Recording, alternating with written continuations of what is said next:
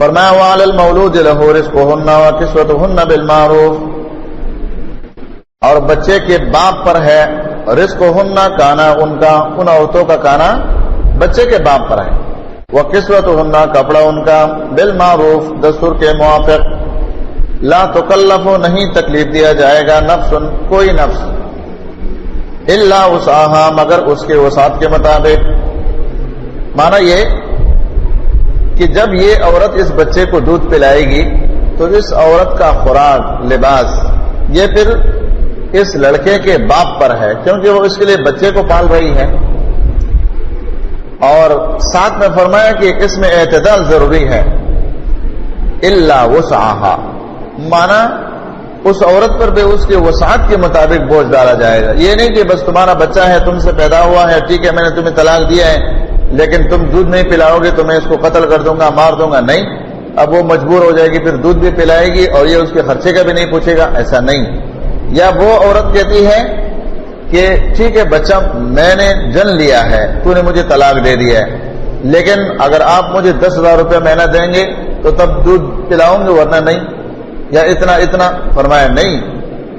تکلیف جو ہے لا تکلف نفس الا وسعها اس کے وسعت کے مطابق اس کو دیا جائے گا ہر ایک کو۔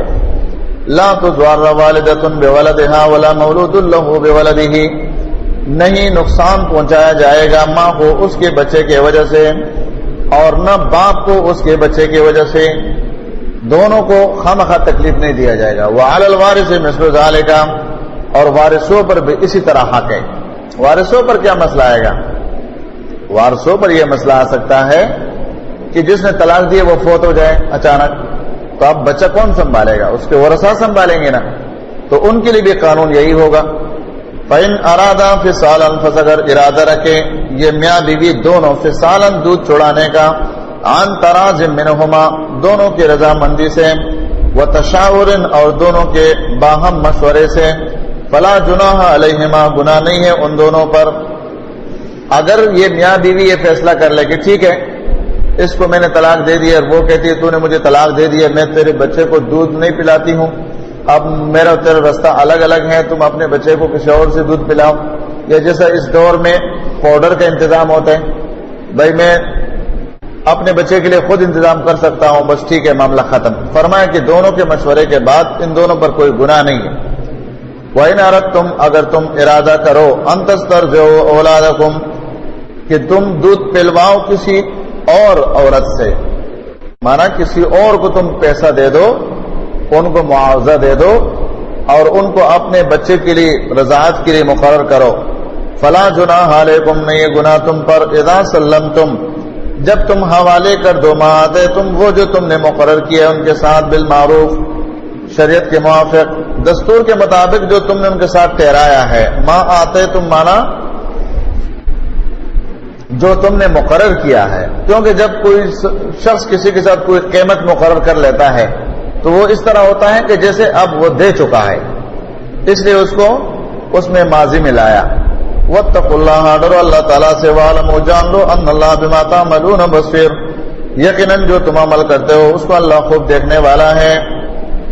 مانا یہ جتنے مسائل ہیں اس میں دونوں جانبین کا اللہ رب العالمین حق بیان کرتا ہے کہ اس میں اولاد بھی ضائع نہ ہو، بچوں کی بھی حفاظت ہو، اور خاندانوں کے آپس میں اختلاف لڑائی بھی نہ ہو، اور شریعت کے اصولوں کے مطابق ان کے معاملات حل ہو جائے۔ والذین وہ لوگ یتوفون جو فوت کر دیے جاتے ہیں منکم تم میں سے، ویذرون ازواجا اور چھوڑ جاتے ہیں وہ بیویاں، یتربصن انتظار کرے گی وہ بانفسہن اپنے نفسوں کے ساتھ، 4 اشہر و 10 4 مہینے اور 10 دن، فَإِذَا بَلَغْنَا پس جب پہنچ جائے وہ اجلہن اپنے مدت کو، فلا جناح پس نہیں ہے گناہ علیکم تمہارے اوپر، فیما اس میں، فعلنا جو وہ کرتی ہیں، فی انفسہن اپنے نفسوں میں، بالمعروف شریعت کے موافق، واللہ بما تعملون خبیر اور اللہ تعالیٰ جو تم عمل کرتے ہو اس پر خوب خبردار ہے۔ اب اس میں ان عورتوں کی عدت کا ذکر ہے جن کے خاوند، چونکہ پہلے مسائل میں طلاق کا ذکر آیا اور اس کے عدت کا ذکر آیا، تو اب یہاں پر اللہ رب العالمین نے، اور یہ جتنے بھی مسائل ہم پڑھ رہے ہیں یہ معاشرے کے وہ مسائل ہیں کہ قرآن کریم کے تناظر اور تشریح میں اگر ان پر معاشرے میں عمل ہوگا تو مسلمانوں کا معاشرہ امن کا گہوارہ ہوگا، لیکن ان مسائل پر عمل ہی نہیں ہے۔ جب عمل نہیں ہے تو فساد ہی فساد ہے۔ یہاں پر فوت شدہ خاوندوں کے بارے میں جن کی عورتیں رہ جاتی ہیں ان کی عدت کا ذکر ہے، کیونکہ جہالت کے دور میں طریقہ کار کیا تھا، خاوند فوت ہونے کی صورت میں اس کی بیوی کو ایک کمرے میں بند کر دیتے اور نہ تو ان کو کپڑے بدلنے کی اجازت، نہ نہانے کی اجازت، بند کپڑے، بند یعنی اس گندے کپڑوں میں کمرے میں رہتے ہوئے سال گزار لیتی، اور ایک سال کے بعد، ایک سال کے دورانیہ میں اس کے ساتھ کسی جانور کو بھی باندھ لیتے، جیسے کہ بخاری میں دوسری کتابوں میں تفصیلی واقعہ ہے۔ ایک جانور کو بھی اس عورت کے ساتھ کمرے میں بند کر لیتے، پھر اس کو حکم دیا جاتا کہ اپنے وجود کو، اپنے چمڑے کو اس جانور کے ساتھ رگڑتی رہنا۔ بعضی صورت میں تو وہ جانور مر جاتا، بعضی صورت میں وہ عورتیں مر جاتی، بعضی صورت میں وہ دونوں بچ جاتے۔ سال مکمل ہو گیا، اب اس کے ہاتھ میں جس طرح گدھا ہے یا اونٹ ہے یا کوئی اور جانور ہے، اس کے مینگنیاں ہاتھ میں دے دیتے کہ یہ جو ہے تم اس گھر سے باہر نکلو اور یہ مینگنیاں کسی چیز کی طرف پھینکو۔ یہ ان کا ایک عجیب رسم تھا۔ تو نبی صلی اللہ علیہ وسلم سے صحیح بخاری کی روایت میں ہے، جب ایک عورت نے کہا کہ میرے بیٹی کی عدت ہے لیکن اس کے آنکھوں میں تکلیف ہے، کیا ہم اس میں دوائی ڈال سکتے ہیں، سرما لگوا سکتے ہیں؟ نبی علیہ السلام نے فرمایا نہیں۔ اس نے کہا اس کی آنکھوں میں بہت تکلیف ہے۔ نبی علیہ السلام نے فرمایا تم لوگوں کو یاد نہیں ہے اپنا پرانا دور، ایک سال کے لیے تم لوگوں کو دور جہالت میں لوگ بند کمروں میں ڈالتے، تمہیں نہانے کی اجازت نہیں تھی، تمہیں کپڑے بدلنے کی اجازت نہیں تھی، اب تم لوگ سرما اور دوائیوں ڈالنے کی اجازتیں مانگتے ہو۔ تنبیہ کی سخت۔ تو اللہ رب العالمین نے فرمایا کہ 4 مہینے اور 10 دن یہ تمہاری عدت، جب عدت مکمل ہو جائے تو پھر وہ اگر نکاح کرتی ہے اپنے رشتہ داروں کے، اپنے ولی کے مشورے اور ترتیب اور اجازت سے، تو فرمایا پھر کوئی گناہ نہیں، ولا جناح علیکم، نہیں ہے گناہ تمہارے اوپر، فیما اس میں عرضتم کہ تم اشارہ کرو بھی اس کے ساتھ، من خطبت النساء، عورتوں کے نکاح کے بارے میں خطبہ، خطبہ کہتے ہیں منگنی کو، جس کو ہم لوگ منگنی کہتے ہیں، خطبہ۔ تم پیغام بھیجو اس اشارے کے ذریعے سے عورتوں کو نکاح کا، یہ عدت کے دوران میں، عدت کے دوران، کیونکہ عدت سے جب عورت فارغ ہو جاتی ہے تو اس کو تو کھول کر بولنا چاہیے گا کہ میرے ساتھ نکاح کرو۔ جو بندہ کسی کو پیغام دے کے بھیجتا ہے اس کو کہہ سکتے اس کو کہو کہ میرے ساتھ نکاح کرو، لیکن یہ جو 4 مہینے 10 دن کی عدت ہے اس میں کسی عورت کو کھول کر نہیں کہہ سکتے کہ میرے ساتھ نکاح کرو۔ تو یہاں پر فرمایا کہ تعریض مانا، عرضتم به من خطبۃ النساء، نہیں ہے گناہ تمہارے اوپر کہ اشارہ کرو تم اس کے ساتھ نکاح کے پیغام کا عورتوں کو، او اکننتم، یا تم اس کو پوشیدہ رکھو، فی انفسکم، اپنے نفسوں میں، دلوں میں، علم اللہ، جان لیا اللہ تعالیٰ نے، انکم، یقیناً تم، ستذکرونہن، ضرور ذکر کرو گے ان عورتوں کو، ضرور تم ذکر کرو گے۔ بے صبری ہوتے نا انسان میں، بھائی کوئی عورت ہے وہ بیوہ ہو گئی، دوسرا آدمی ہے وہ کہتے ہیں میں اس سے نکاح کرنا چاہتا ہوں، اب اس کو یہ خوف ہوگا کہ 4 مہینے 10 دن گزریں گے، ہو سکتا ہے مجھ سے پہلے کوئی اس کو نکاح کا پیغام دے دے، تو یہ چورے چھپے اس کو پیغام دینا چاہتے۔ تو اللہ تعالیٰ کو تو اپنے بندوں کے طبیعتوں کا علم ہے نا کہ بے صبر ہے، 4 مہینے 10 دن یہ صبر نہیں کر سکیں گے، جب نہیں کر سکیں گے تو اس کو کنایے کی اجازت دے دی۔ مثلا کوئی شخص ہے وہ کسی بیوہ عورت کو پیغام دینا چاہتے ہیں کسی کے ذریعے سے کہ اس کو بتا دو کہ فلاں شخص بھی ارادہ رکھتا ہے نکاح کرنے کا، اور وہ مالدار ہے، وہ حسین ہے، وہ فلاں ہے، وہ فلاں ہے، وہ پیغام دینے والی عورت جا کے اس عدت میں رہنے والی جس کا خاوند فوت ہو گیا ہے اس کو کہہ سکتی ہے کہ فلاں آدمی بھی نکاح کا ارادہ رکھتا ہے. یہ اشارے کے ساتھ بات ہے, اس کو صاف لفظوں میں وعدہ کے ساتھ نہیں ہے, کنایا جس کو تعریض. فرمایا علم اللہ انکم ستذکرونہن, جان لیا اللہ تعالیٰ نے کہ ان قریب تم ان کے ساتھ تذکرے کرو گے, ان کو اپنا پیغام بھیجو گے. ولکن لا تواعدوہن, لیکن نہ وعدہ کرنا ان سے سرا, چوری چھپے, چھپ کر ان سے وعدہ نہیں تمہارا ٹائم پورا ہو جانا تو میرے ساتھ صرف نکاح کرنا ہے, ان سے وعدے نہیں لینا چوری چھپے. ہاں کنائے کے ساتھ بات کر سکتے ہو. الا ان تقولوا قولا معروفا, مگر یہ کہ تم کہو اچھی بات. معروفہ وہی اشارہ, مانا اشارات میں کہنا. ولا تعزموا, مت تم عزم کرنا, عقدۃ النکاح, نکاح کے عقد کا, معنی کا نکاح پڑھنے کا, نکاح کرنے کا. حتی یبلغ الکتاب اجلہ, یہاں تک کہ پہنچ جائے کتاب اپنے میعاد کو.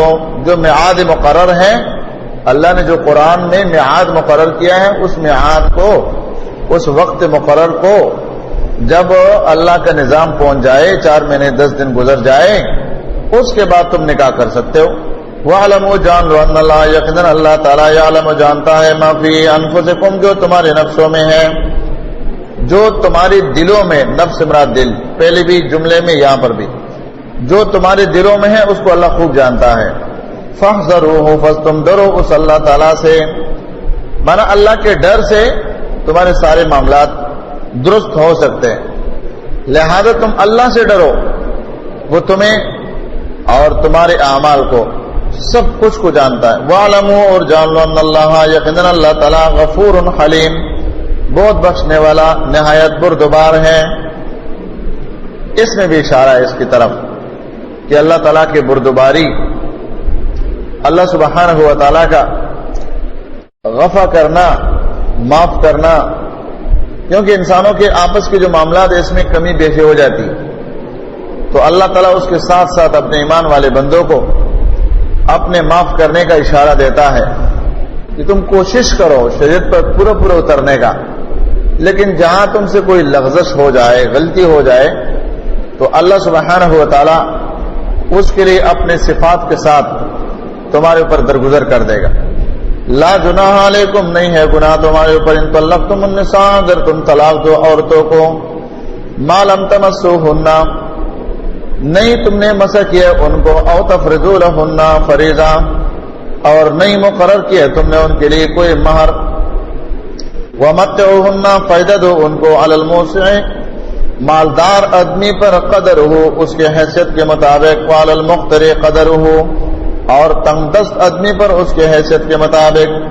متاعن, یہ فائدہ دینا ہے, بالمعروف, شریعت کے مطابق, جو معاشرے کا دستور ہوتا ہے علاقائی طور پر, کہ بھئی اس علاقے میں اتنا مہر چلتا ہے, اس علاقے میں اتنا, کوئی مہر میں یہ دیتے, کوئی مہر میں وہ دیتے, اس میں اجازت دے دیا.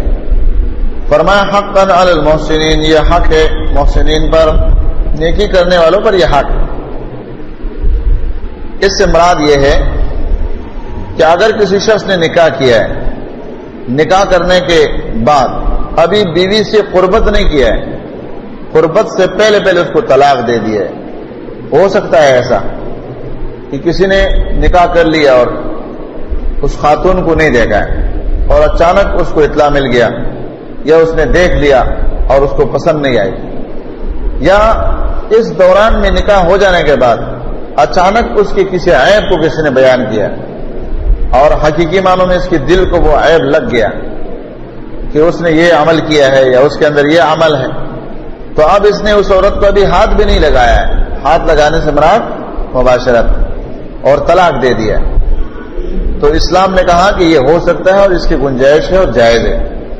پھر اس میں فرمایا کہ اگر نکاح کے وقت مہر کا تعین نہیں کیا تھا کہ کتنا دیں گے, صرف اتنا کہہ دیا تھا کہ جو معاشرے کے حساب سے ہے اتنا دے دیں گے, تو فرمایا کہ مالدار اور غریب دونوں پر اس کے حساب سے مقرر کیا جائے گا. وَإِن طَلَّقْتُمُوهُنَّ, اگر تم طلاق دو ان کو, مِن قَبْلِ أَن تَمَسُّوهُنَّ, پہلے اس سے کہ تم مسح کرو اس کو, ہاتھ لگاؤ اس کو, مانا طلاق تم نے دے دیا اور ابھی اس کو ہاتھ نہیں لگایا تھا, مسح حقیقی نہیں کیا تھا.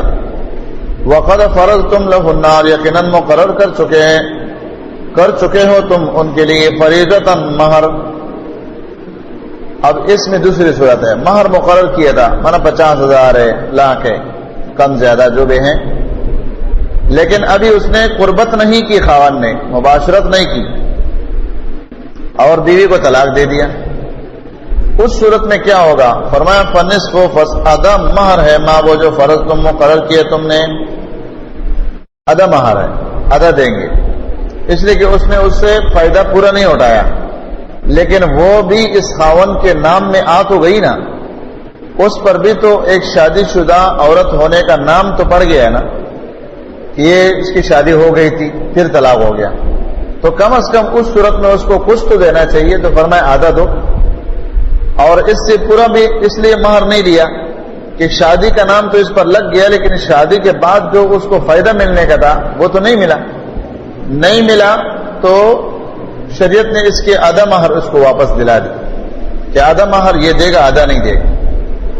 پھر اس میں ایک اور صورت بیان کی، الا ان یعفونا، مگر یہ کہ وہ عورتیں معاف کر دیں، وہ جو عورتیں جس سے نکاح ہوا ہے وہ عورتیں اگر معاف کر لیتی ہے پورا مہر تو ٹھیک ہے، او یعفو الذی، یا معاف کر دے وہ شخص بیدہ، جس کے ہاتھ میں عقدۃ النکاح، اختیارات نکاح کے ہے، ہمارا خاوند کہہ دے کہ چلو میں نے 50 یا لاکھ مہر مقرر کیا تھا، میں سب کے سب دے دیتا ہوں، کوئی مسئلہ نہیں ہے، اللہ نے مجھے مال دیا میں دے دیتا ہوں. یا وہ خاتون کہہ دیتی کہ میں نے نہیں لینا ہے مہر، واپس کر دیتے سارا مہر. فرمایا دونوں میں اجازت. آگے اللہ رب العالمین نے فرمایا کہ یہ دنیا میں رشتے ہوتے رہتے ہیں، بنتے بھی ہیں ٹوٹتے بھی ہیں، یہ تو نظام ہے، یہ تو ہوتا ہے، انسانوں کے طبیعتوں کے اندر یہ مسائل آ جاتے ہیں. فرمایا وَأَن تَعْفُوا أَقْرَبُ لِلتَّقْوَىٰ، اگر تم معاف کر دو تو یہ قریب ہے تقوی کے. دونوں کو کہا کہ اگر تم لوگ، مانا بیوی اگر معاف کر لیتی ہے اپنے مہر، لیکن اس میں اشارہ خاوند کی طرف ہے، وَأَن تَعْفُوا، کہ اگر تم معاف کر دو، عفا کر لو، اور جو مہر مقرر کیے وہ پورا دے دو، تو یہ تقوی کے زیادہ قریب ہے، یہ احسان ہو جائے گا. وَلَا تَنْسَوُا الْفَضْلَ بَيْنَكُمْ، نہ بلاؤ تم احسان کرنا آپس میں. مانا یہ کہ اگر تمہارے درمیان میں اختلاف آ جاتے ہیں، طلاق کی نوبت آتے ہیں، لیکن پھر بھی تم آپس کے احسانات کو مت بلانا، پھر بھی طلاق کے موقع پر بھی احسان کرو. اب دیکھو نا کتنا ہماری شریعت میں خوبی ہے. طلاق وہ چیز ہے جس کی وجہ سے دو خاندانوں میں بہت ہی دراڑے پڑ جاتے ہیں، لیکن شریعت کہتے وَلَا تَنْسَوُا الْفَضْلَ بَيْنَكُمْ، آپس کے ایک دوسرے کے ساتھ احسان کو اس موقع پر بھی نہیں بلانا. ایسے انداز میں ایک دوسرے سے جدا ہو جاؤ کہ بھلے طلاق ہو گیا تو ہو گیا ہے، لیکن کل کو جب تمہاری تذکرے ہوں گے تو ایک دوسرے کے احسانات تمہارے اوپر ہو. مانا لڑکی کے گھر والے وہ اس لڑکے کی تعریف کریں کہ ٹھیک ہے وہ تو ان کی قسمت میں زندگی گزارنے کا اللہ نے موقع نہیں لکھا تھا، لیکن ہے بڑے اچھے لوگ، بڑے اخلاقی لوگ ہیں، ہمارے ساتھ یہ اچھا کیا، یہ اچھا کیا. یا اگر لڑکی والے ہیں انہوں نے احسان کیا ہے تو لڑکے والے لوگ ان کو یاد کریں گے، چلو گھر تو ہمارا نہیں بنا لیکن ویسے لوگ پرہیزگار ہے، دیندار ہے، انہوں نے ہمارے ساتھ بدتمیزی نہیں کی ہے، اچھے انداز میں پیش آیا. ان اللہ، یقینا اللہ تعالیٰ بما تعملون بصیر، جو تم عمل کرتے اس کو خوب دیکھنے والا ہے. حافظوا علی الصلوات، حفاظت کرو تم نمازوں کے، والصلاۃ الوسطی، اور درمیانے نماز کے، وقوموا للہ قانتین، اور کھڑے ہو اللہ کے سامنے عاجزی کرنے والے. اس میں جیسے کہ علماء نے لکھا ہے کہ مسائل طلاق کے چل رہے ہیں تو بیچ میں نماز کا مسئلہ کیوں آیا؟ تو اس کے متعلق اس کو ربط کے طور پہ یوں بیان کیا ہے کہ جب گھر کے اندر طلاق کے مسائل آ جاتے ہیں تو انسان بہت ذہنی طور پر منتشر ہوتا ہے، کیونکہ لوگ بیٹھتے ہیں، مشورے ہوتے ہیں، جرگے ہوتے ہیں، بھئی طلاق ہو گئی ہے اور بیٹا اس کے گھر میں آ گیا ہے، یا بیٹا مجھے دے گا، یا اس کے مہر کی رقم دے دی ہے یا لے لیے ہیں. سسرال والے آتے ہیں اور لڑکے کی طرف سے جو لڑکی کے سسرال والے ہیں وہ آتے ہیں، بڑے مسائل ہوتے ہیں. تو ایسے موقعوں پر اکثر نمازیں بھول جاتے ہیں انسان. نمازوں کا خلجان جو ہے ذہنی ٹینشن کی وجہ سے نماز بھول جانا. تو ٹھیک ہے, طلاق کا مسئلہ آ گیا ہے, لڑکی والوں کے اوپر بھی ٹینشن ہے, لڑکے والوں پر بھی ٹینشن ہے, لڑکی پر بھی ہے, لڑکے پر بھی ہے. تو شریعت نے کہا کہ جب ایسے ٹینشن کے اوقات آ جائے تو نمازوں کی طرف توجہ کرو زیادہ, اس لیے کہ پریشانی میں نماز کی طرف اٹھ کھڑے ہونا یہ اصلاح کے پہلو اس میں آپ کو مل جائے گا. اللہ سے مانگو کہ اللہ تعالیٰ تمہاری اس ٹینشن کو ختم کرے, پریشانی کو ختم کرے اور تمہارے لیے اور طرف سے اسباب بنائے.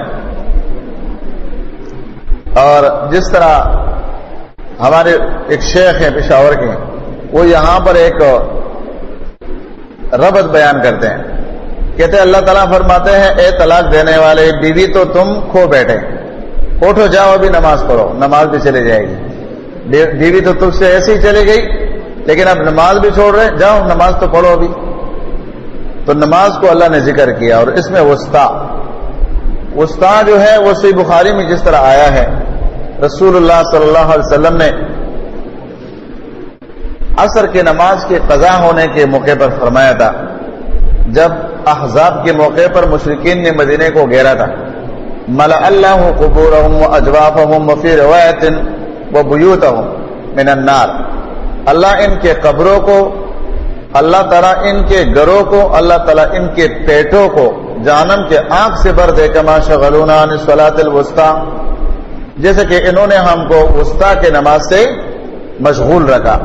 تو مرفوع حدیث سے وسطیٰ کا معنی کیا ہے؟ عصر کی نماز. اور یہ عصر کی نماز جو ہے یہ اکثر شغل کے وقت میں آتا ہے, بازار کے اندر کاروبار کا تیزی ہوتی ہے, تو اس نماز کی حفاظت کا بڑا ضرورت ہوتا ہے. اور حدیث میں بھی آیا ہے, نبی علیہ الصلوۃ والسلام نے فرمایا جس شخص کے عصر کی نماز ضائع ہو جائے فَكَأَنَّمَا وُتِرَ مَالُهُ وَأَهْلُهُ, گویا کہ اس کا مال اور اہل سب تباہ ہو گیا, وہ اکیلا رہ گیا ہے, اتنا بڑا اس کا نقصان ہو گیا. صحیح بخاری کی روایت. فرمایا فَإِنْ خِفْتُمْ, پس اگر تمہیں خوف ہو, مانا تم اگر حالات خوف میں ہو, فَرِجَالًا, پس تم پیدل نماز ادا کرو, اور رکباناً, فرجالاً, خوف کے حالات میں تم نے نماز پڑھنا ہے, فرجالاً اور رکباناً, پیدل چلتے ہوئے یا سواری پر, حالت خوف کا ذکر فرمایا کہ اگر نماز کے حالات ایسے ہیں کہ تمہارے اوپر خوف دشمن کی طرف سے طاری ہے, تو اس صورت میں چلتے ہوئے بھی نماز پڑھو, سواری پر بیٹھ کر بھی نماز پڑھو. فَإِذَا أَمِنْتُمْ, فَس جب تم امن میں ہو جاؤ, فَاذْكُرُوا اللَّهَ, فَس تم یاد کرو اللہ تعالیٰ کو, مانا نماز ادا کرو, کما علمکم, جس طرح سکھایا اس نے تمہیں, ما لم تکونوا تعلمون, جو کہ تم نہیں جانتے تھے. اب دیکھیں, ایک تو یہاں صلاۃ خوف کا ذکر آیا, دوسرا مسئلہ اس آیات میں یہ آیا کہ جو مسلمان نماز پڑھ رہے ہیں, یہ نماز ان کو کس نے سکھایا؟ فرمایا کہ اللہ نے سکھایا, کما علمکم, اللہ نے تم کو نماز کی تعلیم دی ہے. تو اللہ کا وہ تعلیم قرآن میں کہاں ہے؟ تم اس ٹائم کی اتنے رکعتیں پڑھو, اس میں یہ پڑھو, یہ رکعت, یہ سورت, یہ جمعے کی نماز میں, یہ عید کی نماز میں یہ صورتیں پڑھو, یا اتنے رکعتیں اس ٹائم پر پڑھو. یہ تعین تو حدیث میں ہے. تو معلوم ہوا کہ اللہ کا تعلیم صرف قرآن نہیں ہے, بلکہ اللہ کا تعلیم قرآن اور حدیث دونوں ہے. والذین, وہ لوگ یتوفون منکم, جو فوت کر دیے جاتے ہیں تم میں سے, وَيَذَرُونَ أَزْوَاجًا, اور چھوڑ جاتے ہیں وہ بیویاں, وَصِيَّةً لِأَزْوَاجِهِمْ, وصیت کرنا ہے اپنے بیویوں کے, مَتَاعًا إِلَى الْحَوْلِ, خرچ دینے کے 1 سال, غیر اخراج, بغیر نکالے اس کو گھر سے, فَإِنْ خَرَجْنَا, پس وہ اگر نکلتی ہیں, فَلَا جُنَاحَ عَلَيْكُمْ, نہیں ہے گناہ تمہارے اوپر, فیما فعلنا, وہ جو کرے گی, فی انفسہن, اپنے بارے میں, من معروف, دستور کے موافق, واللہ عزیز حکیم, اللہ غالب حکمت والا ہے. اس آیات کے بارے میں جیسے کہ معروف ہے کہ بعض علماء نے اس آیات کو منسوخ قرار دیا ہے, لیکن بعض نے کہا یہ منسوخ نہیں ہے, اس لیے کہ فوت شدہ عورت خاون جو ہے اس کی بیوی کے 4 مہینے 10 دن یہ تو عدت ہے ہی ہے، خاوند کے گھر میں گزارے گی. یہ جو عدت ہے یہ خاوند کے گھر پر گزارے گی. یہ باپ کے گھر میں نہیں جا سکتی ہے، بیٹے کے گھر میں نہیں جا سکتی ہے. جہاں اس کا شوہر فوت ہوا ہے اور جہاں یہ تھی وہیں پر یہ عدت گزارے گی. اس عدت کے دوران بازاروں میں گھومنا پھرنا، اسپتالوں میں گھومنا پھرنا، رشتہ داروں کے گھر جانا، شادیوں میں جانا، یہ سب منع ہے، سوائے ایسے اضطراری کیفیت کی. مثلا وہ ایسے بیمار ہو گئی کہ گھر سے نکال کر اس کو اسپتال میں لے جانا پڑ رہا ہے تو ٹھیک ہے، لیکن وہ میتوں پر جانا، شادیوں پر جانا، یہ سب منع ہے. لیکن لوگ کرتے ہیں عدت میں ہونے کے باوجود. تو یہاں پر فرمایا کہ 4 مہینے 10 دن تو عدت ہے، تو باقی سال میں کتنے دن اور مہینے رہ گئے؟ ظاہر بات ہے 7 مہینے رہ گئے اور 20 دن. 7 مہینے اور 20 دن وہ مزید رہ گئے. تو اس کی بھی گنجائش ہے کہ اگر یہ 7 مہینے اور 20 دن یہ عورت اپنے فوت شدہ خاوند کے گھر میں رہتی ہے تو جائز ہے اس کے لیے، اس کو جبری طور پر نہ نکالا جائے. بعض علماء مفسرین کا یہ موقف. تو فرمایا کہ وہ لوگ جو فوت کیے جاتے ہیں اور ان کی بیویاں رہ جاتی ہیں تو اس کے 2 صورتیں ہیں. ایک تو یہ کہ یہ خاوند اگر اپنی بیوی کے بارے میں وصیت کر جاتا ہے کہ میری بیوی کو یہ جو میرا پورا سال گزرے گا مرنے کے بعد میرے گھر سے نہ نکالا جائے اور میرے بچوں کے ساتھ یہ سال پورا گزار دے. اس میں وہ 4 مہینے 10 دن بھی آ جائیں گے اور یہ 7 مہینے 20 دن بھی آ جائیں گے، پورا سال پورا ہو جائے گا. یا پھر یہ ہے کہ رشتہ دار لوگ جو ہیں ان کو وصیت ہو رہا ہے کہ ان کو آپ نہ نکالے. اس کی گنجائش ہے، یہ عدت کے احکام میں سے نہیں ہے، یہ جس کو کہتے ہیں اجازت. اور پہلا جو حکم ہے 4 مہینے 10 دن کا تو وہ تو ان کے اوپر لازم ہے، وہ تو گزارنا ہے انہوں نے. فرمایا فَإِنْ خَرَجْنَا فَلَا جُنَاحَ عَلَيْكُمْ فِيمَا فَعَلْنَا فِي أَنفُسِهِنَّ مِن مَّعْرُوفٍ. کیونکہ یہ سال پورا گزارنا اس کے اوپر اللہ کی طرف سے کوئی فرضی حکم نہیں تھا. تو اگر وہ 4 مہینے 10 دن کے بعد اس گھر سے چلی جاتی ہے ماں باپ کے گھر تو اللہ تعالیٰ نے فرمایا اس میں کوئی گناہ نہیں ہے بشرط کہ وہ خود یہ عمل کرے اور شریعت کے موافق کرے. پھر اللہ تعالیٰ نے اپنے 2 صفات لائے. عزیز حکیم، اللہ غالب ہے اس کے احکامات، کہ کوئی فوت ہو جائے تو ہو جائے، لیکن اللہ غالب ہے، وہ تو فوت نہیں ہوتے نا، وہ تو سب کا سہارا ہے. اور اللہ تعالیٰ کے تمام احکامات میں حکم ہے، حکمتیں ہیں. اس لیے اللہ رب العالمین نے حکمت کا ذکر کیا. وَلِلْمُطَلَّقَاتِ، اور طلاق دیے گئے عورتوں کے لیے متاع، فائدہ اٹھانا ہے، فائدہ پہنچانا ہے ان کو، بالمعروف، شریعت کے موافق. مانا یہ جتنے بھی قسم کے طلاق ہیں اور متعلقہ عورتیں ہیں تو ان کے لیے جمیع الفاظ فرمایا کہ متاع بالمعروف، فائدہ پہنچانا ہے ان کو شریعت دین دستور کے مطابق. حقاً علی المتقین، یہ حق ہے متقین پر، جو دیندار لوگ ہیں متقی لوگ ہیں، یہ ان لوگوں پر حق بنتا ہے کہ وہ متعلقہ عورتوں کو ساتھ بھی احسان کرے. کذالک یبین اللہ، اس طرح بیان فرماتے اللہ تعالیٰ لکم آیاتہ، تمہارے واسطے آیتیں، لعلکم تعقلون، تاکہ تم عقل حاصل کرو. قرآن اور سنت، اس کے ذریعے سے انسان کو عقل حاصل ہوتا ہے. اب عقل لوگوں کے نظروں میں کیا ہے اور شریعت کی نظر میں کیا ہے؟ لوگوں کی نظروں میں تو عقل یہ ہے کہ 1 روپیہ سے 2 روپیہ بنایا جائے، تجارت میں تیز ہو، لوگوں کو دھوکہ دینے میں تیز ہو اور دنیا کے پیسوں کو اکٹھا کرنے میں تیز ہو، چالاکی میں تیز ہو، تو لوگ کہتے ہیں یہ بڑا عقل مند.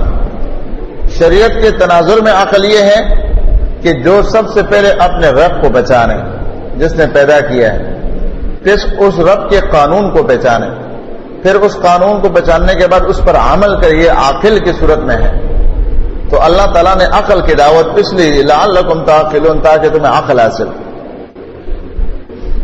الم تر الی الذین خرجوا من دیارہم، کیا نہیں دیکھا آپ نے ان لوگوں کو جو نکلے تھے اپنے گھروں سے، وہم الوف، اور وہ کئی ہزار تھے. حذر الموت، موت کے ڈر سے. فقال لهم، فس فرمایا ان کے لیے اللہ تعالیٰ نے موتو. فقال لهم اللہ، فس فرمایا اللہ تعالیٰ نے ان سے موتو، مر جاؤ. مانا اللہ تعالیٰ نے ان کے اوپر موت طاری کر دی. ثم احیاهم، پھر زندہ کیا ان کو. ان اللہ، یقیناً اللہ تعالیٰ لذو فضل، فضل کرنے والا ہے علی الناس، لوگوں پر. ولکن اکثر الناس لا یشکرون، لیکن لوگوں کے اکثریت شکر نہیں کرتے. یہ بنی اسرائیل کے واقعات میں سے واقعہ ہے. شمویل علیہ السلام کے بارے علماء نے یہ نام لکھا ہے. ایک قول یہ ہے کہ اس نے حکم دیا جہاد کا. لوگوں نے کہا جہاد میں تو جانے سے انسان مر جاتا ہے، تو 10,000 کے لوگ، قریب لوگ علاقے سے نکل گئے جہاد کے خوف سے کہ ہم جہاد پہ جائیں گے تو مر جائیں گے، تو لہذا ہم اس علاقے کو ہی چھوڑ دیتے، نہ جہاد کی باتیں ہو نہ کوئی اور باتیں.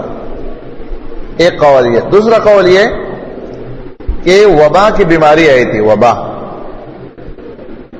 وبا کی بیماری کی وجہ سے لوگوں نے بستی کو چھوڑا کہ لوگ مر رہے مسلسل، چلو ہم بستی کو چھوڑ دیتے، یہاں سے نکل جاتے ہیں. تو یہ لوگ بستی چھوڑ کر تقریباً 10,000 کے افراد قریب تھے اور نکل گئے بستی سے. تو اللہ تعالیٰ نے بستی سے نکل جانے کے بعد ان کے اوپر موت طاری کر دی، سب کو مار دیا. ہماری شریعت میں وبا کے بارے میں کیا قانون ہے؟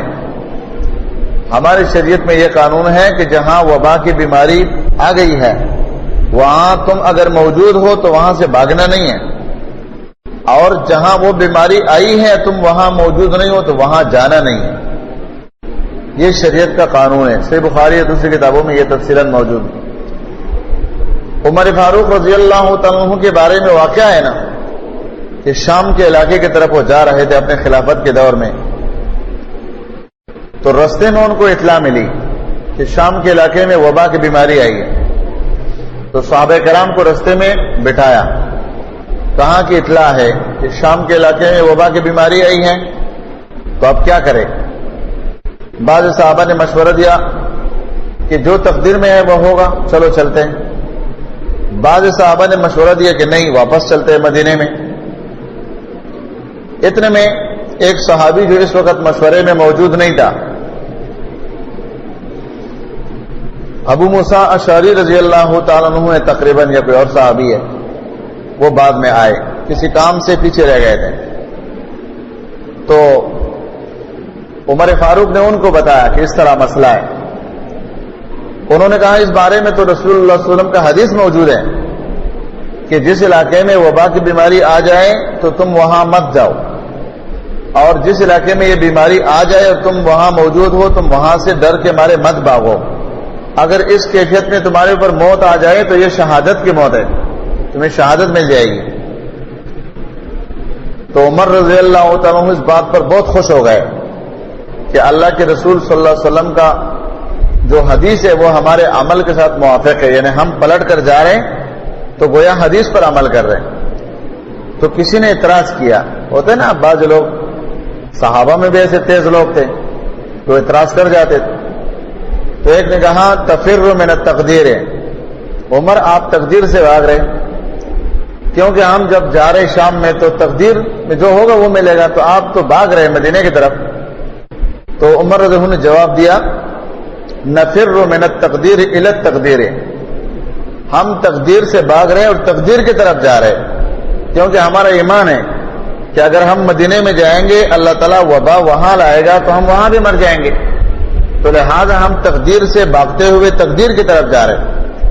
تو اس کو خاموش کر دیا. اور پھر عمر رضی اللہ عنہ کے زمانے میں ایسا ہوا ہے کہ بہت زیادہ لوگ فوت ہوئے تھے. انس رضی اللہ تعالیٰ عنہ کے بارے میں فتح الباری میں ہے کہ اکیلے اس کے 40 بچے فوت ہو گئے تھے. 40 بچے عمر فاروق کے زمانے میں جو وبا آئی تھی اس میں انس کے اپنے گھر کے 40 بچے فوت ہو گئے تھے، کیونکہ اس کی اولاد 100 سے زیادہ تھی نا، 100 سے زیادہ بچے، بچیاں، بچوں کے بچے، بچیوں کے بچے، بیٹوں کے اور بیٹیوں کے اولاد، خود کے اولاد. تو 40 افراد اس کے اپنے گھر کے فوت ہو گئے تھے اس وبا کی بیماری میں. تو اللہ رب العالمین نے ان کا حکم یہاں بیان فرمایا. ثم احیاہم، پھر اللہ نے ان کو زندہ کیا. ان اللہ لذو فضل علی الناس، اللہ تعالیٰ یقیناً فضل والا ہے علی الناس لوگوں پر. ولکن اکثر الناس لا یشکرون، لیکن لوگوں کے اکثریت شکر نہیں کرتے. یہ بات جہاں بھی آپ نوٹ کریں گے نا، اکثر اور قلت، بس وہاں اللہ کے نافرمانوں کی بات ہوگی کہ اکثر الناس، اکثر الناس. وقاتلوا فی سبیل اللہ، لڑو اللہ کے راستے میں. واعلموا، اور جان لو، ان اللہ سمیع علیم، یقینا اللہ تعالیٰ خوب سننے والا جاننے والا ہے. اللہ کے راستے میں قتال کرو. اس آیات سے ثابت ہوتا ہے کہ پہلا مسئلہ بھی قتال کا مسئلہ تھا جس سے یہ لوگ بھاگ رہے تھے. فرمایا کہ اللہ کے راستے میں قتال کرو.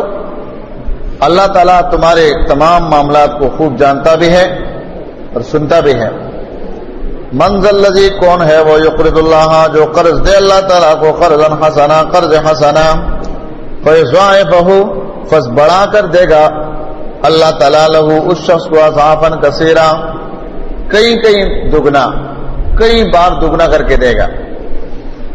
واللہ یقبض، اللہ تعالیٰ فراخی دینے والا ہے. یبسط، یقبض تنگی کرنے والا ہے. ویبسط، اور فراخی دینے والا ہے. وإلیہ ترجعون، اسی کی طرف تم لوٹائے جاؤ گے. چونکہ جہاد میں اللہ کے راستے میں جان کی بھی ضرورت ہوتے ہے تو مال کی بھی. تو اس آیات میں، پہلی والی آیات میں قتال کا حکم تھا، تو اس آیات میں مال دینے کا حکم ہے کہ اللہ رب العالمین کے راستے میں مال دو. تو چونکہ اللہ رب العالمین اپنے بندوں کی فطرتوں کو جانتا ہے، یہ لالچی ہے. فرمایا مال ایسا مت دو کہ میں نے لے لیے تو میرا ہو گیا. فرمایا نہیں، قرض کے طور پر دے دو. میں نے جو تمہیں مال دیا ہے یہ اللہ تعالیٰ کے انعامات اور فضل میں سے عظیم فضل ہے کہ اللہ تعالیٰ نے ہم کو مال دیا ہے، ہم کو جسم دیا ہے، اور پھر ہمارے مال اور ہمارے جسم کے بارے میں ہم سے مطالبہ کرتا ہے اور کہتے ہیں کہ یہ مجھے دے دو اور اس کے بدلے میں مجھ سے جنت لے لو، یا یہ مال دے دو اور واپس ہم سے دگنا تگنا واپس لے لو. یہاں پر اللہ تعالیٰ کا دیا ہوا مال جو ہے اس کے بارے میں اللہ تعالیٰ فرماتے اضعافا کثیرا، واپس دگنا کر کے دوں گا. اور جیسے کہ آگے ہم پڑھیں گے کہ جس طرح ایک دانہ انسان زمین میں ڈالتا ہے بیج کا، اور پھر اس سے 7 شاخیں نکلتی ہے، فی کل سنبلۃ 100 حبہ، اور ہر سلٹے کے اندر 100 دانے ہو تو ایک دانے سے 700 دانے بن جاتے ہیں. اور آگے فرمایا واللہ یضاعف لمن یشاء، اس سے آگے اللہ جتنا کسی کے لیے چاہتا اس کے اخلاص پر بنا ہے. تو ایک حصے سے 10 سے 100 سے 700 700 سے آگے جتنا اللہ چاہے. تو اضعافا کثیرا. اور فرمایا کہ یہ بات ذہن میں رکھو کہ اگر کسی کے پاس مال ہے تو اس مال کو خرچ کرے، اس لیے کہ اللہ تعالیٰ واللہ یقبض، اللہ مال کو چھین لیتا ہے، تنگ دستی بھی لے آتا ہے. پھر کیا کرو گے؟ وَيَبْسُطُ، اور اگر تم مال خرچ کرو گے تو اس میں فراخی ڈالنا، یہ اللہ رب العالمین کی قوت اور طاقت میں وہ فراخی ڈال دے گا. اور جیسے کہ حدیث میں آیا ہے نبی علیہ الصلوۃ والسلام نے حلفن کہا ہے، حلفن قسم کے ساتھ، کہ میں قسم اٹھاتا ہوں کہ صدقے کے ساتھ مال کم نہیں ہوگا. جو لوگ صدقہ کرے گا، اللہ کے راستے میں مال خرچ کرے گا، اس کے مال میں کمی نہیں آئے گی. الم تر الی الملأ، کیا نہیں دیکھا آپ نے سرداروں کی طرف من بنی اسرائیل، بنی اسرائیل میں سے. ملا سرداروں کو کہتے ہیں، جماعت کو کہتے ہیں. ملا یملأ اصل میں بھرے ہوئی چیز کو کہتے ہیں نا، بھرا ہوا. تو یہ سردار لوگ بھی بھرے ہوئے ہوتے ہیں نا، مال سے بھرا ہوا، گوشت سے بھرا ہوا، افراد سے بھرا ہوا، کاروبار سے بھرا ہوا، ہر لحاظ سے بھرے ہوئے ہوتے ہیں. فرمایا نہیں دیکھا آپ نے اس جماعت، اس سرداروں کی طرف بنی اسرائیل میں سے من بعد موسیٰ علیہ السلام کے بعد، اذ قالوا، جب انہوں نے کہا لنبی، اپنے نبی سے، لہم، جو ان کا نبی تھا، مانا اپنے نبی سے انہوں نے کہا، ابعث لنا مقرر کرو ہمارے لیے ملکن بادشاہ کمانڈر نقاتل فی سبیل اللہ کہ وہ لڑے اللہ کے رستے میں. نبی ضعیف العمر ہو گیا کیونکہ نبی تو خود کمان کرتا ہے لیکن نبی کا عمر زیادہ ہے, کمانڈر خود نہیں بن سکتا ہے.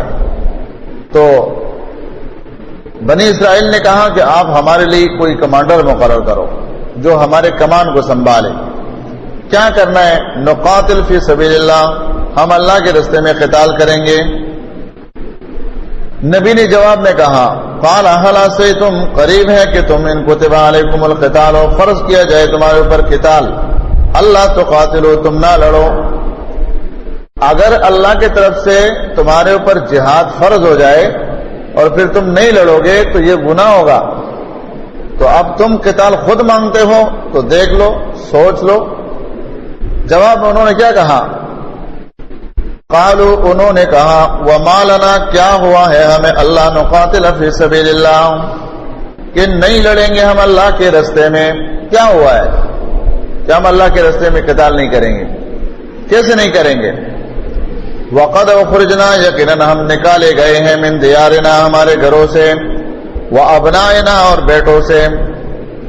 مانا ہمارے گھروں کو برباد کیا گیا ہے, ہمارے بیٹوں کو ہم سے چھین لیا گیا ہے, ہم قتال کیوں نہیں کریں گے؟ فلما کتبا, جب فرض کیا گیا علیہم ان پر قتال و قتال, تولوا, تو پلٹ گئے.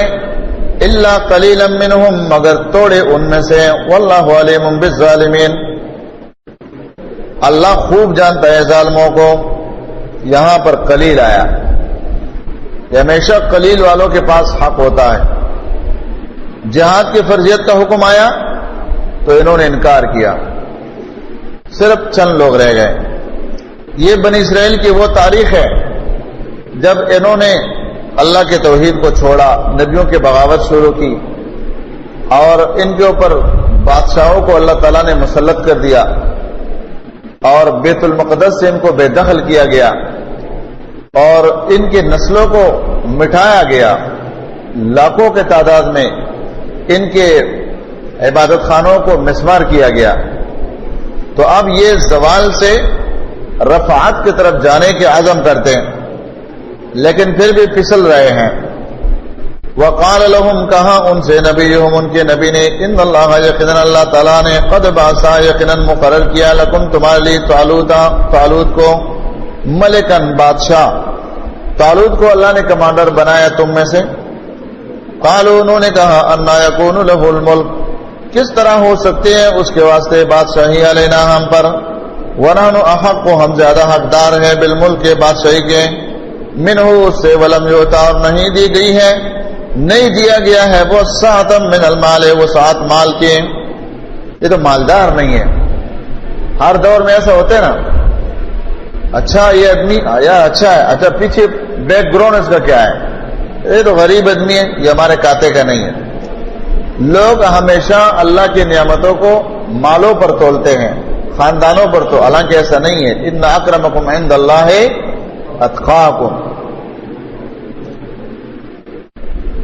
قال, فرمایا اس نبی نے, ان اللہ, یقینا اللہ تعالیٰ نے, اصطفاہ, اس کو چن لیا ہے, علیکم, تم پر. اللہ کا چناؤ ہے. اب چناؤ کے لیے کیا چاہیے؟ فرمایا چناؤ کی جو صفات ہے وہ اس میں ہے نا. وزادہ بسطۃ فی العلم والجسم, زیادہ دی ہے اس کو کشادگی علم اور جسم میں. اور کمانڈر کے لیے یہ دو چیزیں چاہیے اہم, کہ وہ جسمانی طور پر مضبوط ہو, کیونکہ لڑائی کے موقع پر اس کو دلی صبر, تحمل, بردباری, استقامت یہ لازم چاہیے, ورنہ اس کی وجہ سے پورا قوم پھسل جاتا ہے. اس طرح یہ ہمارے ہاں مسئولین ہے نا, حکمراں, اگر ذرا یہود نصارہ ان کے اوپر انکھی نکالتے ہیں تو فوراً یہ دب جاتے ہیں.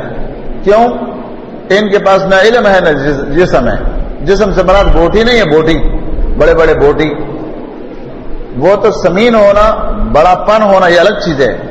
جسم کا تندرست ہونا, اور اس کے اندر جو قوت کے اعضاء ہے, جس کو آپ اعضاء رئیسہ کہہ سکتے ہیں, ذہنی طور پر, دلی طور پر وہ مستحکم ہو, اس کی جسم کے لیے کوئی کوالٹی نہیں آئی ہے کہ وہ اتنا لمبا ہو اتنا چوڑا ہو، نہیں، یہ جو چیزیں ہیں اس کے اندر مضبوط ہو اور علم اس کے پاس ہو۔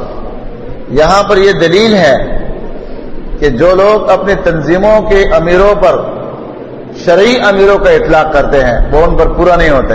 کتنے ایسے عمرا ہیں تنظیموں کے کہ علم کے مسئلے میں بالکل کورے ہوتے ہیں۔ علماء انہوں نے الگ ٹیمیں بنائی ہوئی ہوتی ہے، علماء کی ٹیم الگ ہے اور امیر الگ ہے۔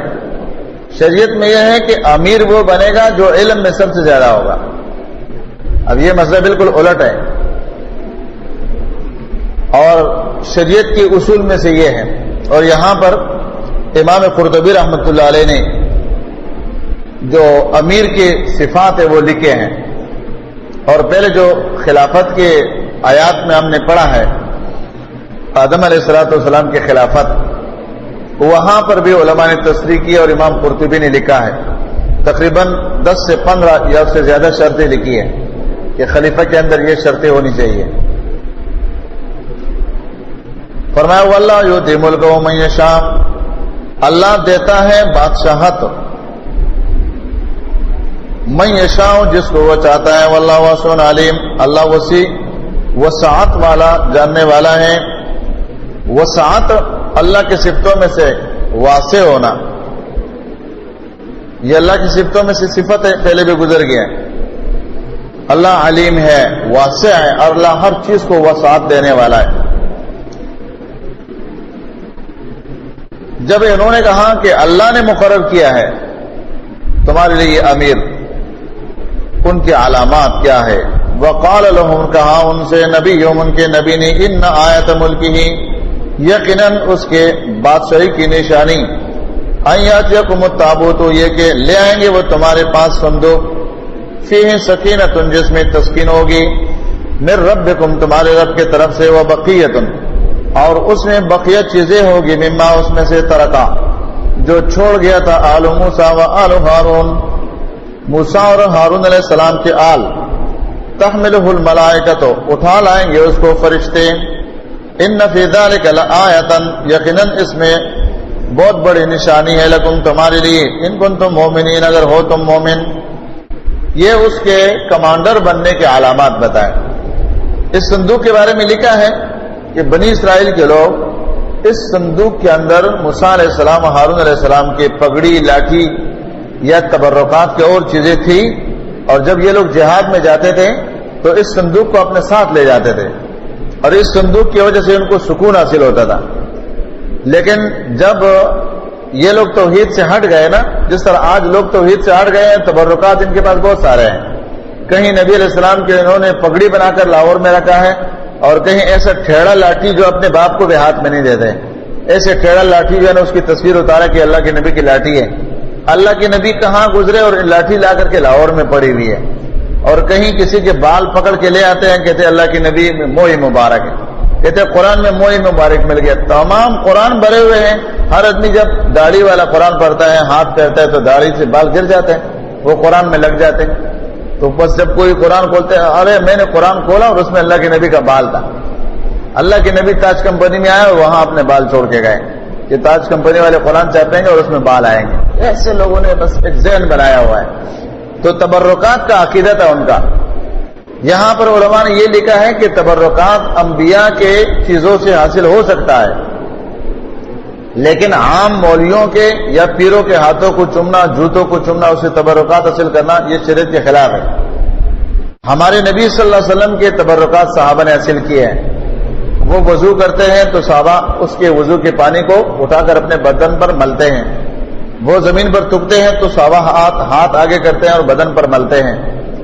لیکن ابو بکر کے تھوک کو کسی نے نہیں ملا ہے، عمر فاروق کے تھوک کو اور وضو کے پانی کو صحابہ میں سے کسی نے نہیں ملا ہے، کیونکہ یہ سب اولیاء ہے، نبی کی خصوصیت اپنی ہے۔ یا جیسے کہ بخاری کی روایت میں ہے، نبی علیہ الصلوۃ والسلام کے بال مبارک جو ہیں وہ اسما رضی اللہ تعالیٰ عنہ کے پاس ایک برتن میں پڑے ہوئے تھے، جب کوئی بیمار ہوتا اس کے گھر میں آ جاتا، وہ ان بالوں کو پانی کے اندر بھگو کر بالوں کو واپس رکھ لیتی، وہ پانی اس کو پلا دیتی، تو اس شخص کی بیماری سے شفا یابی اس کو مل جاتی، بخار اتر جاتا۔ بخاری کی حدیث ہے۔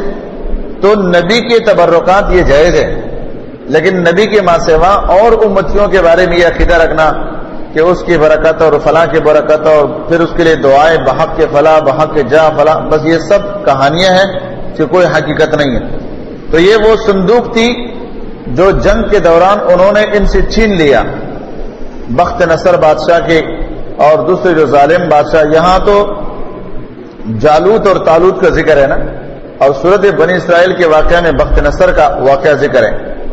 تو یہاں پر جالوت نے ان سے یہ صندوق جو ہے پہلے سے ان کے لوگوں نے چھین لیا تھا، تو اللہ تعالیٰ نے فرشتوں کے ذریعے سے اس صندوق کو واپس دلایا، اور یہ اللہ تعالیٰ نے اس تابوت کو، اس صندوق کو لایا اور طالوت کے حوالے کر دیا، فرشتوں نے یہاں تک پہنچایا۔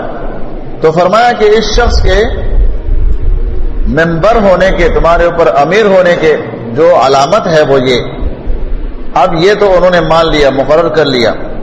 اس کے بعد اب وہ جب وہ امیر بن گئے، اب لڑائی کے لیے تیاری ہو رہی ہے، تو اب وہ اپنے لشکر کو ترتیب دے رہا ہے۔ فلما فصل طالوت بالجنود، جب نکلا طالوت اپنے فوجوں کو لے کر، قال کہنے لگے ان اللہ، یقیناً اللہ تعالیٰ مبتلیکم آزمائے گا تمہیں، بنہر ایک نہر کے ساتھ، فمن شرب منہ، فس جس نے بھی پیا اس میں سے، فلیس منی، فس نہیں ہے وہ ہمارے ساتھ۔ مانا اب اپنے فوجیوں پر، اپنے مجاہدین پر وہ امتحان کر رہے ہیں، اور یہ ٹریننگ گاؤں میں یہ امتحانات ہوتے، ٹریننگ ہو رہی ہے، لوگ کھانے کے لیے بیٹھے ہوئے ہیں، فوراً امیر اعلان کرتے ہوئے بھاگ جاؤ، حملہ ہو رہے ہیں، حالانکہ کوئی حملہ نہیں ہوتے، لیکن ان کو بتانا مقصود یہ ہوتے ہیں کہ یہ کھانا چھوڑے گا کہ نہیں چھوڑے گا، یا کھانے پر ہی شہادت چاہتے اوپر، اس کو ٹریننگ دینا مقصود ہوتا ہے۔ یا 7 دن ان کو کھانا نہیں دیتے، 2 4 دن نہیں دیتے، اور پہاڑوں میں ان کو پہاڑوں پر چڑھاتے اتارتے، اس مقصد کے لیے کہ یہ بغیر کھائے پیے وقت گزار سکتے کہ نہیں، پختگی ہوتی ہے۔ تو یہ قرآن و سنت کی یہ دلائل موجود ہے۔ یہاں اب وہ ان کو امتحان دے رہے کہ اللہ کی طرف سے امتحان ہے، اس نہر پر ہم گزریں گے انتہائی شدت کے ساتھ، دھوپ اور گرمی کے حالات میں، لیکن یہاں سے ہم نے پانی نہیں پینا ہے سیر ہو کر۔ وَمَن لَّمْ يَطْعَمْهُ، اور جس نے نہیں چکا اس میں سے، فَإِنَّهُ مِنِّي، وہ مجھ سے ہے، اس میں سے جو نہیں پیے گا، نہیں چکے گا، وہ ہم میں سے ہے۔ إِلَّا مَنِ اغْتَرَفَ غُرْفَةً بِيَدِهِ، مگر جو چلو بھر لے، ایک چلو اپنے ہاتھ سے، ایک چلو پانی اپنے منہ میں ڈال دے بس، باقی اور نہیں پیے گا، زیادہ نہیں، منہ لگا کر اپنے آپ کو سیر نہیں کریں گے۔ فَشَرِبُوا مِنْهُ، فَس پیا انہوں نے اس نہر سے، إِلَّا قَلِيلًا مِنْهُمْ، مگر توڑے لوگوں نے نہیں پیا۔ جس کو لوگ کہتے ہیں نا کہ تم کم ہو، قرآن کہتے بس کم والوں کو دیکھو، قرآن وہ کم کون ہے، وہ کم والوں کے ساتھ چلو۔ اکثریت اور اکثریت، وہ ہمارے بھائی ہیں نا، اس نے کسی کو کہا کہ بھائی دین کے بعد، شریعت کے بعد دعوت دے رہے تھے ان کو، تو وہ بہت مارکیٹ میں کھڑے تھے، مارکیٹ پائپوں کی مارکیٹ ہے، بڑے بڑے پائپ پڑے ہوئے تھے، تو اس نے کہا یار تم لوگ بہت کم ہو، تم بہت توڑے ہو۔ اس نے کہا دیکھو جہاں ہم کھڑے ہیں نا، آگے دیکھو یہ بڑے بڑے پائپ پڑے ہوئے ہیں، دیکھو اوپر نیچے لوگوں نے ڈھیر بنایا ہوا ہے، اس کے اوپر کوئی چوکیدار نظر نہیں آتا ہے۔ وہ سامنے دیکھو چھوٹا سا دکان ہے سنارے کا، چھوٹا سا دکان ہے، اس کے باہر دیکھو گن مین کھڑا ہے، وہ اندر جو سونا پڑے وہ اتنا سا ہے، اور یہ باہر پیپ دیکھو، یہ لوہے کے کارخانے لگے ہوئے، کوئی چوکیدار نہیں۔ وہ توڑے ہم ہیں، یہ زیادہ تم ہو۔ تو توڑے اور زیادہ کا قرآن نے تفصیل بتایا کہ توڑے کون سے ہیں اور زیادہ کون سے ہیں، بالکل معیار موجود ہے۔ فلما جاوزہ، جب عبور کر لیا اس پانی کو، اس نہر کو عبور کیا، ہوا اس نے، والذین آمنوا معہ، ان لوگوں نے جنہوں نے مان لایا تھا اس کے ساتھ۔ اب جو ایمان والے ہیں نہر سے پار ہونے کے بعد باقی ساتھیوں کو کہتے چلو بھائی اب میدان جہاد کے لیے آگے بڑھو، ان کو آواز دی چلو بھائی۔ قالوا، انہوں نے کہا لا طاقت لنا اليوم، نہیں ہے طاقت آج ہمیں، بجالوت و جنودہ، جالوت اور اس کے لشکر کے ساتھ لڑنے کا، آج لڑنے کی طاقت ہمارے اندر نہیں ہے۔ کس نے کہا، کنہوں نے کہا؟ اکثریت نے کہا۔ اقلیت ان کو دعوت دے رہے ہیں اور اکثریت کہتے ہیں کہ ہم لڑنے کے طاقت میں نہیں. آج بھی یہی ہے نا, پوری دنیا میں اکثریت کیا کہتی ہے, یار یہ فساد مساد چھوڑو, یہ جہاد میں ہاتھ چھوڑو, کوئی جہاد نہیں ہے. بس اکثریت کا یہ کہنا ہے کام کرو, پیسے کماؤ اور دنیا کی عیش عشرت کھاؤ پیو مزے کرو. اور اقلیت کا کہنا یہ کہ نہیں, جہاد جاری رہے گا قیامت تک, اس کو کوئی ظالم بھی نہیں روک سکتے, کوئی عادل بھی نہیں روک سکتے, یہ چلے گا. قال الذین, کہا ان لوگوں نے, یظنون, جو یقین رکھتے تھے, انہم ملاقو اللہ, یقیناً وہ ملنے والے ہیں اللہ سے. مانا وہ میدان جنگ میں جا رہے, اگر شہید ہو گئے تو یقیناً اللہ کے پاس جائیں گے, اور اللہ کی ملاقات میں کوئی معمولی مزہ نہیں ہے. تو وہ یقین کرتے ہیں کہ ہم اللہ سے ملیں گے. اگر شہید ہو گئے تو اللہ کے پاس چلے جائیں گے, اور زندہ بچ گئے تو غازی بن کر پھر بھی ہم اللہ کی زمین پر اللہ کی عبادت کریں گے. ہم نے اللہ کے پاس جانا ہے تو اللہ کے لیے کیوں نہیں لڑیں گے. انہوں نے کہا, کم من فئۃ قلیلۃ غلبت فئۃ کثیرۃ باذن اللہ. کم من فئۃ, کتنے بار توڑے توڑے, قلیلتن, تھوڑے تھوڑے جماعتوں نے, غلبت, غلبہ حاصل کیا ہے, غالب آئے ہیں, فئۃ کثیرہ, بڑی جماعتوں پر, بڑی جماعت پر, باذن اللہ, اللہ کے حکم سے. مانا یہ مسئلہ ایسا نہیں ہے کہ کوئی ایک دفعہ ہوا ہے, کئی بار ایسا ہوا ہے, کئی بار اسلامی تاریخ میں کہ چھوٹے چھوٹے جماعتوں نے بڑے بڑے جماعتوں پر غلبہ حاصل کیا ہے. لیکن یہ غلبہ کس کے ساتھ ہوا ہے؟ فرمایا باذن اللہ, اللہ کی اذن سے ہوا ہے, ان کی اپنی طاقت سے نہیں ہوا ہے. موحد کے دعا دیکھو یا موحد کا کلام دیکھو, چاہے اللہ کے نبی کے دعائیاں کلمات ہو یا انبیاء کے کلمات قرآن میں ہو یا اللہ کے ولیوں کے کلمات قرآن میں ہو, تو اس میں لازمی طور پر توحید بالکل نکھر کر آپ کے سامنے آئے گا, کہ وہ اپنے تمام کلام کے اندر یہ بات ضرور کہے گا کہ جو کچھ کرنے والے وہ اللہ کے ذات ہے. ہماری قوت, ہماری طاقت, ہمارے تیزی اور ہمارے فلاں فلاں, یہ وہ نہیں پیش کرے گا. باذن اللہ, واللہ مع الصابرین, اللہ تعالیٰ صبر کرنے والوں کے ساتھ ہے. اس میں اللہ رب العالمین نے اپنی معیت بیان فرمایا کہ جو لوگ اللہ کے دین پر قائم ہو, اس پر دائم ہو, تو اللہ تعالیٰ کا نصرت, اللہ کا مدد ان کے ساتھ شامل حال ہوتا ہے. وَلَمَّا بَرَزُوا لِجَالُوتَ وَجُنُودِهِ, جب برزو میدان میں آئے, وَبَرَزُوا لِلَّهِ جَمِيعًا, قیامت کے دن سارے لوگ اللہ کے سامنے آئیں گے نا, جب آمنے سامنے ہوئے, میدان میں آئے. فرمایا وَلَمَّا بَرَزُوا لِجَالُوتَ وَجُنُودِهِ, جب سامنے ہوئے جالوت اور اس کے لشکر کے, قالو, کہنے لگے, ربنا, اے ہمارے رب, افرغ علینا, ڈال دے ہم پر, صبرن, صبر, وثبت اقدامنا, جمائے رکھ ہمارے قدموں کو, وانصرنا, امداد کر دے ہمارے القوم الکافرین, کافر قوم پر. یہ مجاہدین کی صفات ہے کہ وہ میدان جنگ میں اللہ تعالیٰ سے مدد مانگتے ہیں. تکبر کے کلمات, بڑائی کے کلمات ان کی زبانوں پر نہیں ہوتی ہے کہ ہم ایسا کر لیں گے, ہم ویسا کر لیں گے, نہیں. وہ کہتے ہیں اللہ ہم عاجز ہیں, ہم کمزور ہیں, تیری نصرت مدد کے بغیر ہم کچھ نہیں کر سکتے, تیری مدد کی ہمیں ضرورت ہے, ہماری مدد فرما. صبر استقامت کے دعائیں نبی علیہ الصلوۃ والسلام اور صحابہ کتنے کثرت سے مانگتے تھے. میدان جنگ میں اللہ کے رسول صلی اللہ علیہ وسلم, اللہم انا نجعلک فی نحورہم ونعوذ بک من شرورہم, اور مختلف دعائیں کثرت سے مانگتے تھے. اور تکبر کا کوئی لفظ آپ کو نہیں ملے گا کہ ہم ایسا کر دیں گے, ویسا کر دیں گے, اس سے بچنا ضروری ہے. فہزموہم, شکست دی ایمان والوں نے ان کو باذن اللہ, اللہ کے حکم سے, اللہ کے حکم سے شکست دی. وقتل, اور قتل کیا, داؤد نے علیہ السلام, جالوتا, جالوت کو, وآتاہ اللہ الملک, دی اللہ تعالیٰ نے اس کو بادشاہی, والحکمت, اور حکمت مانا نبوت, وعلمہ, اور سکھایا اس کو, مما یشاء, جو اللہ نے چاہا. ولولا دفع اللہ, اگر نہ ہوتا دفع کرنا اللہ تعالیٰ کا الناس, لوگوں کو, بعضهم ببعض, بعضوں کو بعضوں کے ذریعے سے, لفسدت الارض, تو ضرور خرابی ہو جاتی زمین میں, زمین میں فساد ہی فساد ہوتا. ولیکن اللہ، لیکن اللہ تعالیٰ ذو فضل، فضل والا ہے، علی العالمین، عالم پر. اللہ سبحانہ و تعالیٰ نے فرمایا کہ اس فوج میں جو طالوت کا فوج تھا، اس میں ایک نوجوان داؤد علیہ الصلوۃ والسلام، یہ اس کا سپاہی تھا. اس کے ہاتھ سے اللہ تعالیٰ نے جالوت کو ایک پتھر کے ذریعے سے ہلاک کیا، اور اللہ رب العالمین نے داؤد علیہ الصلوۃ والسلام کو نبوت سے نوازا، اور اس دور کے بنی اسرائیل کو اللہ تعالیٰ نے رفعت اس کے ذریعے سے دے دی. یہ اس بات کی دلیل ہے کہ مسلمانوں کو بلندی جب بھی ہوگی انہی توڑے لوگوں کے ہاتھوں سے ہوگی اور جہاد اور دعوت کے ذریعے سے ہوگی.